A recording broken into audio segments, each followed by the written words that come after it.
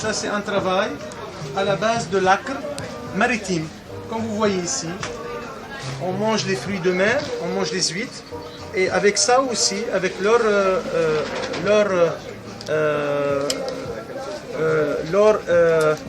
comment ça s'appelle, le fruit même extérieur, le corps solide, on le transforme en petit acre et on grave dessus. Et ça c'est très cher en Palestine. C'est parmi les cadeaux les plus précieux qu'on donne entre chefs d'État ou entre ministres. Vous voyez, ça c'est un modèle petit, mais il existe aussi un grand modèle. Et ça c'est le dôme de rocher qui est situé sur l'esplanade de des mosquées.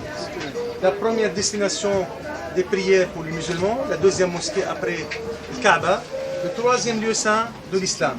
Et là on voit un verset coranique de la première sourate de Isra, voyage nocturne, qui est situé dans le chapitre 15.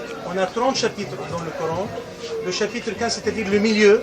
Et là, c'est le premier verset de ce premier chapitre de milieu du Coran. Et qui montre Subhana alladhi asra bi'abdihi laylan min al-masjid al-harami ila al-masjid al-aqsa alladhi barakna hawlahu linuriyahu min ayatina innahu huwa as-sami'u al-basir. Sadaqa Allahu al-azim.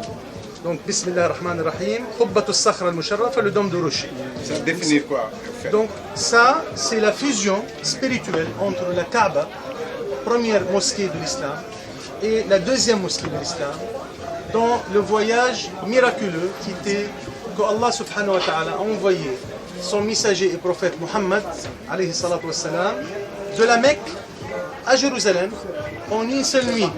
Ce voyage qui prend d'habitude 3 semaines sur le chevaux, parce que c'est miraculeux, parce que c'est Allah, il a servi ce voyage au dos d'un cheval céleste. Il a fait en une seule nuit Mecque, Jérusalem, et de Jérusalem l'ascension vers le ciel.